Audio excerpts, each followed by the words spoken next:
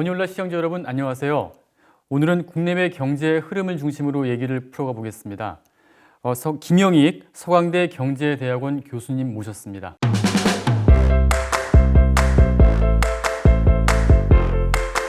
안녕하세요. 예, 안녕하십니까. 교수님이 9개월 전에 저희 그 머니올라 처음 출연하셨을 때 그때가 진짜 엊그제 같은데 저희가 구독자가 벌써 20만 명 돌파했습니다. 축하드립니다.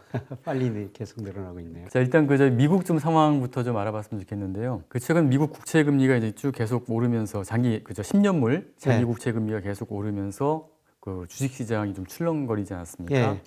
근데 이제 교수님 1월 초에 출연하셨을 때 그 금리 상승이 있을 것이다 예견하면서 그때 적자 국채 발행하고 그리고 물가 상승이 아마 원인이 될 것이다. 그렇게 이제 말씀을 하셨는데 지금도 그 두 가지 원인에 의해서 쭉 올라가는 건가요? 아니면은 뭐 다른 또 원인이 있습니까? 뭐 두 가지가 주로 원인이라고 지금도 볼 수가 있겠습니다. 지금 미국 정부가 작년에도 4조 2천억 달러를 재정 지출을 늘렸었고요. 올해도 지금 1조 9천억 달러 늘리기로 했지 않습니까? 그러면 어쩔 수 없이 국채를 발행할 수밖에 없죠. 그래서 국채 공급이 늘어나니까 국채 가격은 떨어지고 금리는 올라가고요. 근데 그보다도 최근에 좀 물가가 더 문제가 되는 것 같습니다. 미국에서 인플레가 올 것이다. 인플레가 오면은 금리에는 미래 물가 상승률이 들어있거든요. 물가가 오르면 금리도 오를 수밖에 없다. 그 두 가지가 복합적으로 작용한 것 같고요. 그 다음에 작년에가 달러 가치가 한 7% 떨어졌어요. 올해는 좀 반등하지만은 그것도 인플레 원인이 되고요. 그 다음에 또 국제 유가가 사실 상당히 빠른 속도로 올라가고 있죠. 올해 들어서 WTI 기준으로 30% 이상 올랐거든요. 물가가 오르다 유가가 오르다 보면은 물가가 오르고 그게 금리 상승 요인으로 지금 복합적으로 작용한 것 같습니다. 아, 복합적으로요? 그럼 이런 그 10년물 장기 국채 금리는 계속 오를 수밖에 없겠네요, 상황이? 지금 현재가 너무 낮다고 생각하고 있고요. 지금 1.6 넘었는데도 그게 낮습니까? 그러니까 작년 3월에 0.5% 10년 국채 수익률이었었는데 지금 최근에 1.6%까지 올라왔는데요.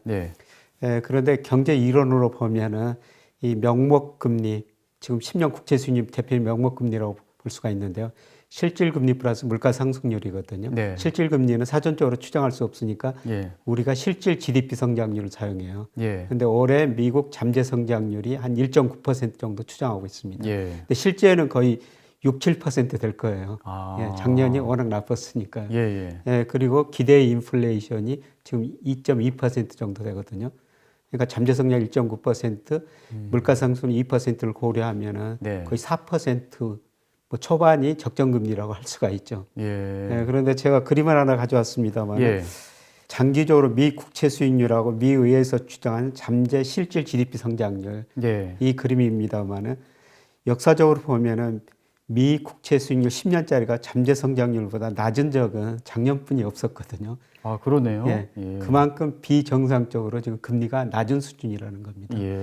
그래서 이게 이제 얼마나 빨리 여기에 접근해 가느냐. 최소한 저는 이 실질 GDP 성장률은 금리가 넘어야 된다. 이렇게 보고 있습니다. 이게 잠재 성장이 1.9%니까요.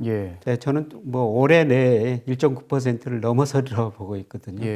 그래도 2% 돼도 이 물가 상승률 고려하면은 적정 수준보다 낮은 금리다 이렇게 볼 수가 있겠습니다. 일단 올해 안에는 거의 한 2%까지는 갈 것이다. 근데 이제 문제는 이제 속도인데 속도가 뭐 천천히 올라가면 괜찮을 텐데 좀 빨리 올라가면 좀 나중 시장에 좀 충격이 있지 않겠습니까? 좀 1.6%까지 올라가죠. 급하게 올라 좀 쉴 것 같은데요. 그런데 2분기 소비자 물가는 3%가 넘을 가능성이 높거든요. 물론 기저효과도 있습니다. 작년 코로나 때문에 작년 2분기 소비자 물가가 굉장히 낮았거든요. 기저효과도 있지만은 뭐 아까 물가 상승 그 다음에 국채 발행 이런 걸 통해 가지고 아마 2분기는 소비자 물가가 3% 넘을 거로 보고 있습니다. 그렇죠. 그러면 2분기 후반 이런 물가를 보고 금리도 예상보다 물가가 높게 나오면은 시장 금리가 더 빠르게 오를 수밖에 없습니다. 그래서 저는 빠르면 7월쯤에 뭐 제가 구체적으로 매달 이야기해서 그렇습니다. 7월쯤에 저는 거의 2% 근접하리라고 보고 있습니다. 올해 7월이요? 3분기쯤에. 그러면은 뭐 당장 올해 안에 2% 넘어서 뭐 2.5%까지도 갈 수 있고 뭐 그런 거 아닌가요? 연말쯤 가면 뭐 2.5, 내년 초 가면 그 정도 2.5% 정도까지는 가리라고 보고 있습니다. 그래도 그 금리도 적정 수준보다는 낮은 겁니다. 예. 그러니까 장기적으로 보면은 1990년 이후로 보면은 명목 GDP 성장률이 실질금리 플러스 물가상승률인데요. 예. 명목 GDP 성장률하고 국채 수익률은 똑같거든요. 예. 예. 근데 올해 지금 미국 실질 경제 성장률은 지금 주요 IB들이 7% 정도 될 거라고 보고 있어요. 예. 거기다가 물가가 3% 오른다면은 네. 명목 GDP 올해는 10% 성장한다는 겁니다. 예. 예, 그러면은 2.5%도 그런 금리에 비해서는 굉장히 낮은 수준이죠. 근데 제가 뭐 올해는 경제 성장률이 비정상적으로 작년에 네. 낮았으니까 기저효과 때문에 그게 높은 것이 때문에 제가 앞서 그 잠재 성장률 그거를 가지고 금리를 앞으로 전망한 거거든요. 예. 그걸로 하더라도 최소한 2%는 넘어야 된다. 그 2%가 빠르면 3분기에 올 수도 있다. 저는 그렇게 보고 있습니다. 근데 1.5% 넘었을 때부터 벌써 시장에 충격이 가서 뭐 증시가 좀 이렇게 많이 출렁였는데 그래서 시장에서는 미국 연준이 뭐 오퍼레이션 트위스트라든가 뭐 일드 커브 컨트롤 YCC 뭐 이런 뭐 조치를 해서 좀 안정시켜야 되는 것이 아니냐 뭐 그런 요구도 하는 것 같은데 그 어떻게 보십니까? 그런 조치를 연준이 할 것 같습니까? 아니면 그냥 관망을 할까요? 이번에 당분간은 좀 관망할 것 같습니다. 예. 뭐 지금 금리가 오르더라도 다우지수는 사상 최고치, S&P 500도 최근 그렇죠. 사상 최고치가 되었고 예. 나스닥만 좀 조정을 보였거든요. 예. 근데 이제 금리가 여기서 더 오르면은 네. 지금 PER이 나스닥이 굉장히 높기 때문에 금리가 오를 때 나스닥이 먼저 충격받고 아마 금리가 2% 근처에 가면은 S&P 500이 충격받고 그다음에 2.5% 가면은 다우지수도 충격을 받을 텐데요. 네, 그거는 지금 당장은 아니라는 것이죠. 예. 네, 그러니까 지금 뭐 금리가 오른다고 해도 경기는 회복되고 있고 그다음에 물가 오르고 있고 그다음에 네. 금융시장 별 충격이 없거든요. 예. 네, 그래서 나중에서 뭐 오퍼레이션 테이스트나 일드커브 컨트롤 뭐 이런 게 나올 것 같습니다만 당장은 지금 안 나올 것 같습니다. 예. 그러면은 그 어느 정도 이렇게 지켜볼 수 있는 그런 그 한계점이 어디 정도까지 몇 %까지로 보세요? 예, 과거 보면요. 예.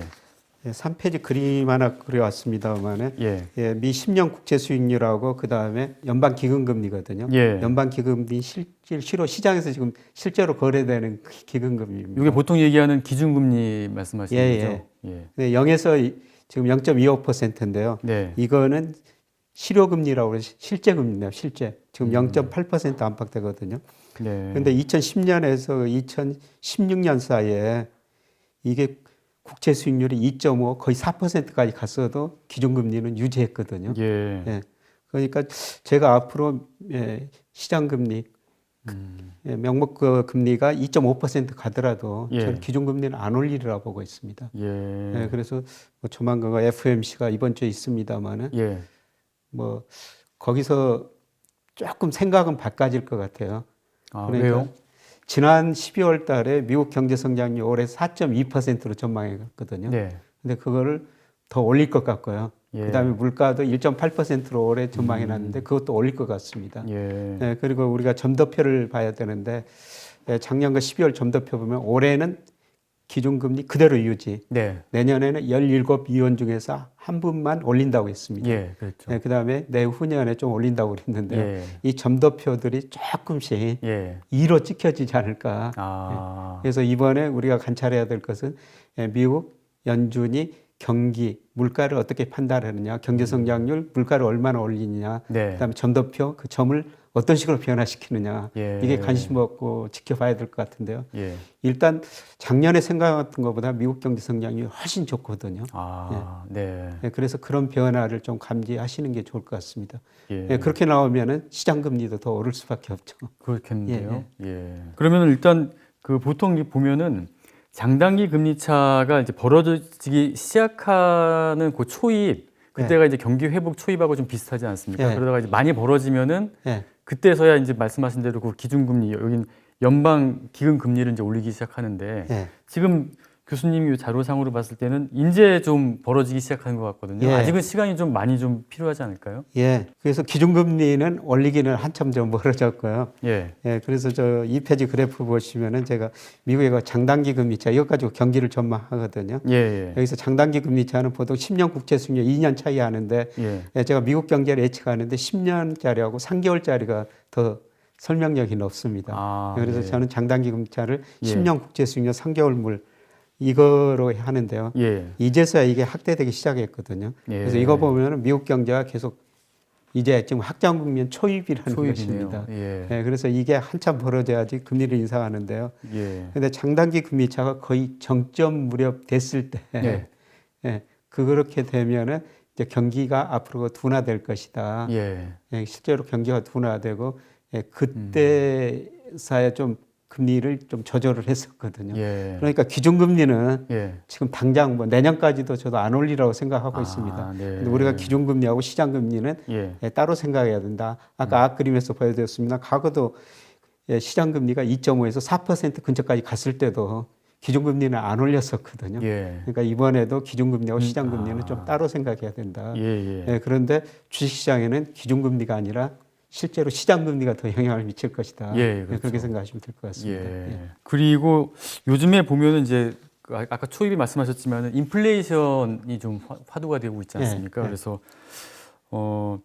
이미 돈이 많이 풀려 있는 데다가 그다음에 또 1조 9천억 달러의 추가 경기 예. 부양책도 좀 이제 시행이 될 예정인데 그렇다면은 또 돈이 더 풀리니까 예. 이 물가가 상승할 수밖에 없지 않나 예. 그렇게 이제 분석이 나오는데 어떻게 좀 보세요? 예, 저는 물가는 오를 수밖에 없다. 미국 물가는 그렇게 생각하고 있습니다. 지금 미국 경제가 지금 회복되고 있는데 예. 또 일본의 1조 9천억 달러 재정 지출을 늘리고 있지 않습니까? 예, 그래서 올 연말에는 미국의 실제 GDP가 잠재 GDP를 넘어서 버릴 거라는 겁니다. 예, 그래서 제가 GDP 갭률이라고 그래프를 하나 그려왔는데요. 이 GDP 갭률이라는 건 뭐냐면 실제 GDP하고 잠재 GDP의 퍼센트 차이예요. 이 그림에서 영선이 미 의회가 추정한 잠재 성장률이거든요. 잠재 GDP입니다. 잠재 GDP. 예, 그런데 정말 미국 경제는 탄력적인데요. 예. 작년 2분기에 코로나 때문에 실제 GDP가 잠재 GDP 한 10% 밑까지 떨어졌어요. 엄청나게 차이가 나네요. 2000년 이후로 세 번의 경제 위기가 있었습니다만 과거에 볼 수 없는 충격이었죠. 예.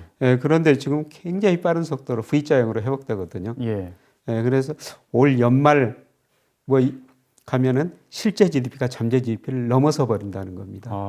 그러면 이 의미가 뭐냐면은 수요가 공급을 초과해 버린다는 것이죠. 그래서 그 레리스 서머스 전 재무장관 하버드대학 교수 이분은 이번 경기 부양이 과도하다.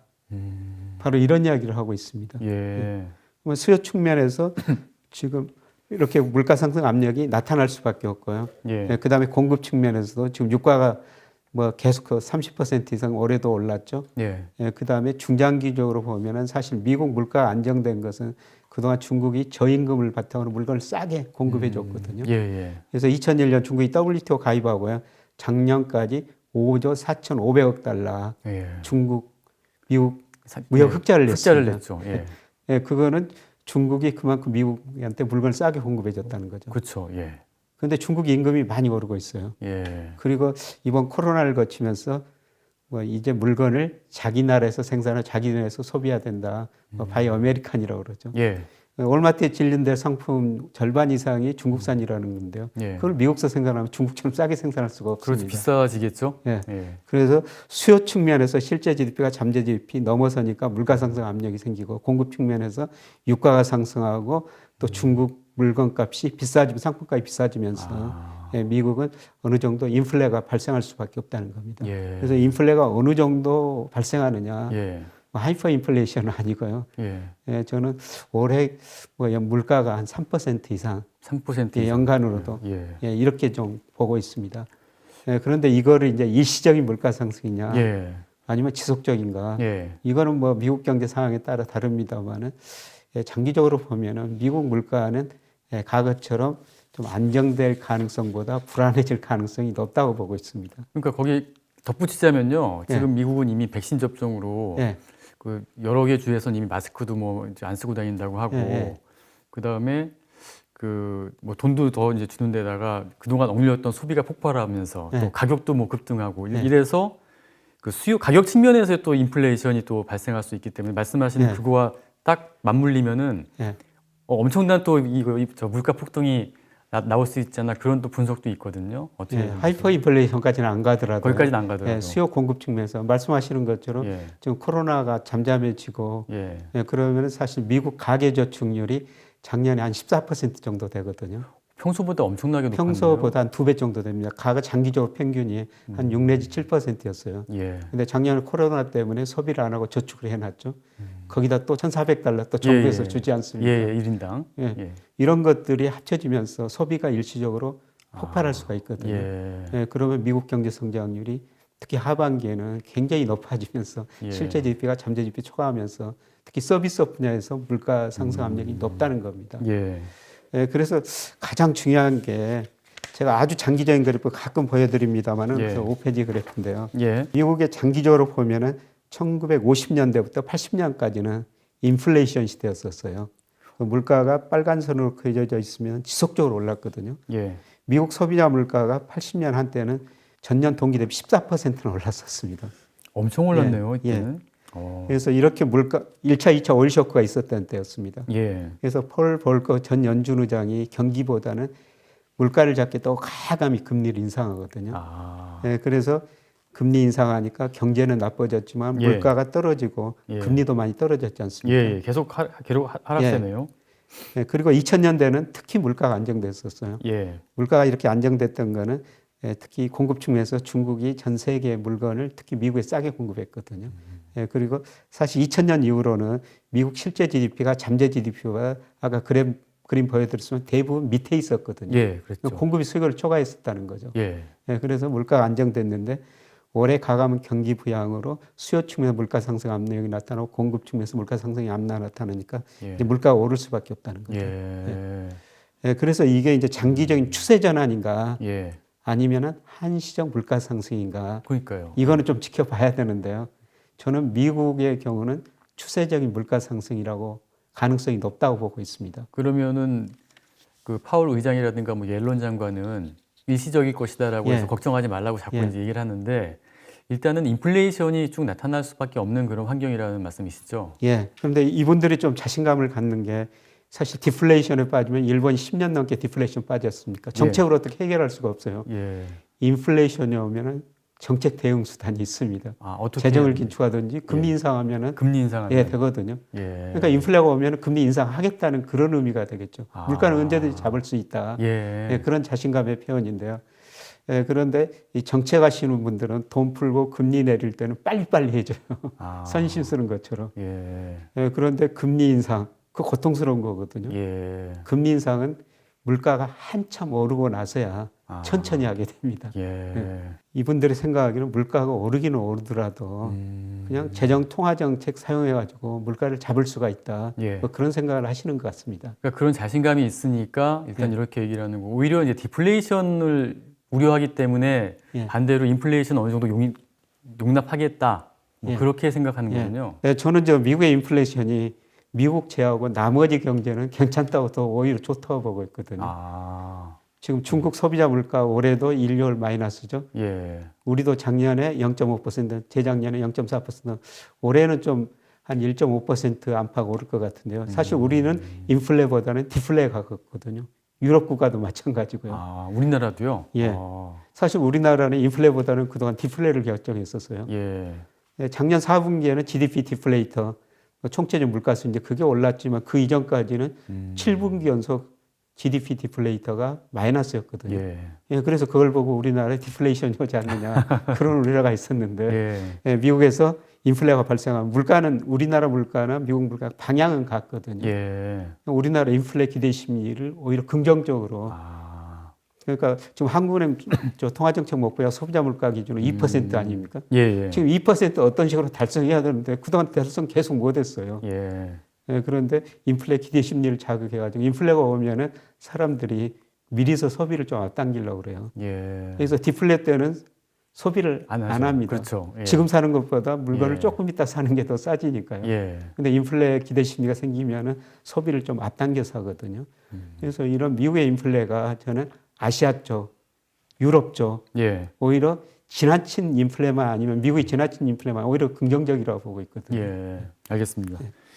그리고 미국 증시를 한번 좀 살펴봤으면 좋겠는데요. 일단 좀 지표를 보면은 뭐 장단기 금리 차도 지금 뭐 초기 국면이고 그리고 경기 회복 지금 단계고 이제 실적도 좀 발표되겠지만은 뭐 좋아진다고 하니까 그렇다면은 미국 증시도 상당히 많이 오르긴 했지만은 앞으로 더 오를 수 있는 여지가 있다라는 지금 전망도 있거든요. 어떻게 좀 보십니까? 오를 여지가 조금밖에 안 남았다고 그렇게 생각합니다. 조금밖에요? 예. 그래서 그 8페이지 그래프 보시면은 예. 제가 장기적으로 명목 GDP 성장률하고 국제 10년 수익률하고는 거의 같은 방향이다. 예. 이렇게 이야기했는데요. 근데 명목 GDP가 국제 수익률 금리보다 상대적으로 좋을 때 파란 선이 올라갈 때는 미국 주가도 올랐거든요. 예. 근데 올해 명목 GDP 성장률이 기저효과도 있지만 빠른 속도로 성장한다고 계속 말씀드렸는데요. 예. 이게 계속 파란 선이 올라갈 가능성이 높아요. 예. 그래서 올 상반기까지는 저는 미국 주가는 그래도 괜찮을 것이다. 이렇게 보는데요. 예. 그런데 문제는 뭐냐면은 미국 주가가 지나치게 그 거품이라는 겁니다. 그래서 7페이지 그래프를 한번 보시면요. 예. 거품 여부를 판단할 때 여러 가지가 있죠. 버핏 지수, 그 다음에 PER, 그 다음에 가계가 얼마나 돈 빌려서 주식을 사느냐, 낙관적이냐, 비관적인 생각이 얼마나 좀 비율이 얼마나 되느냐. 그 대표적인 지수가 버핏 지수라고 그래가지고 주시장 시가총액을 GDP로 나눈 거거든요. 그런데 이 시가총액을 S&P 500 기준으로 하냐, 뭐 나스닥으로 하느냐 다른데요. 여기서 제가 시가총액은 미국 전체 주식시장의 시가총액이에요. 그런데 작년과 4분기 시가총액 GDP 비율 버핏 지수가 300%거든요. 과거 1950년 장기 평균이 106%였고요. 그 다음에 2000년 이후는 179%, 2000년 IT 거품 붕괴 직전에 210%였거든요. 지금 300입니다. 이거는 뭐냐면은 실물 경제에 비해서 주가가 이렇게 가대평가됐다는 거죠. 역사상 가장 가대평가가 최고 국면이에요.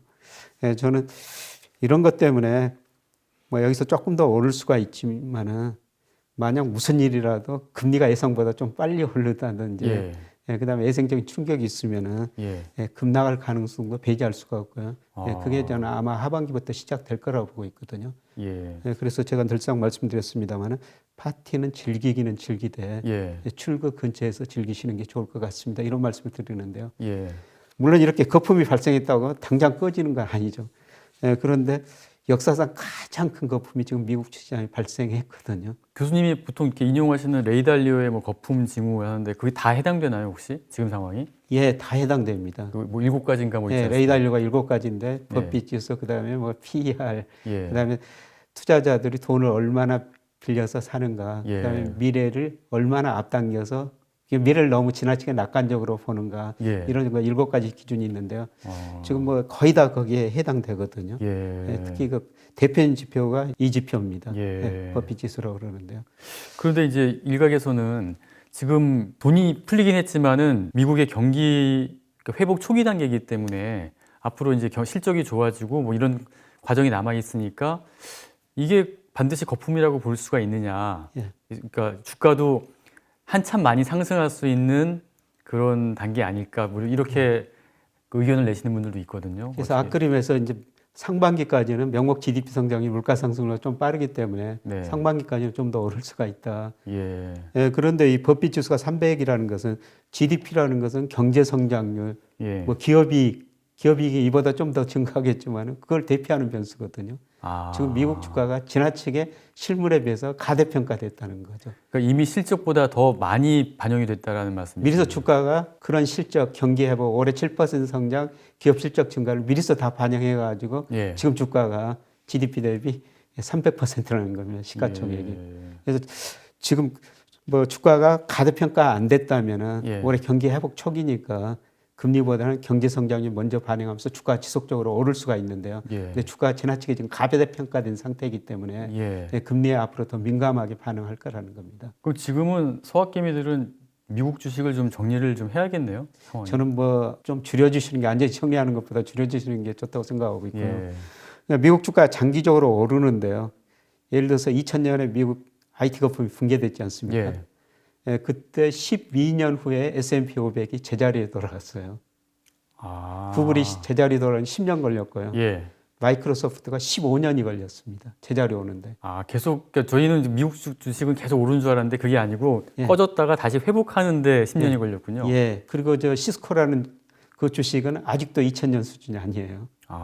그러니까 지나치게 높은 수준에서 사면은 굉장히 오래 걸려야 된다는 거죠. 예. 2000년대 미국 주가가 우리 주가나 중국 주가에 비해서 상대적으로 부진했었습니다. 2000년부터 2009년까지는. 예. 그저 S&P 500 월 평균 수익률이 마이너스 0.09%였어요. 월별로 수익률이 마이너스였다는 거죠. 아. 네, 그때 중국 상하이 종합지수까지는 1.4%였거든요. 그러니까 좋은데. 기관별로, 국가별로 어느 나라 주가가 많이 오를 때도 있고 적게 오를 때도 있는데요. 2000년에서 2009년까지는 네.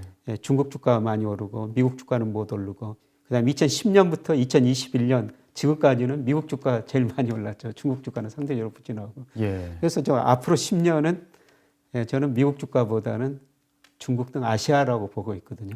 그래서 미국 비중이 높으신 분이라면은 예. 조금 줄이시고 포트폴리오를 아시아 쪽으로 좀 재조정. 그것도 좀 아시아를 너무 높다고 불안하게 생각하시다면 또 유럽 쪽으로 비중을 조금 더 높여주시는 게 좋을 것 같습니다. 근데 미국의 이제 주가를 이끌고 있는 기업들 보면은 큰 기업들이요. 예. 다 좀 이렇게 미래 성장 가치가 좀 높은 예. 좀 전망이 좋은 그런 빅테크 기업들이잖아요. 예. 그렇다면 앞으로도 좀 괜찮지 않을까 싶은데 어떻게 보세요? 그 빅테크 기업 주가가 예. 그 기업 앞으로 저는 막 한 10년 동안 이익을 미리서 지금 미리에서 앞당겨 버렸다가. 예. 그러니까 2000년대도 그런 기업, 빅테크 기업 주가 예. 아까 마이크로소프트 이야기했습니다만은 예. 제자로 오는데 15년이 걸렸거든요. 예. 저는 지금 미국 대부분의 주가들이 그 근처에 있지 않느냐. 예. 그렇게 보고 있습니다. 그런 측면을 좀 조심을 해야겠네요.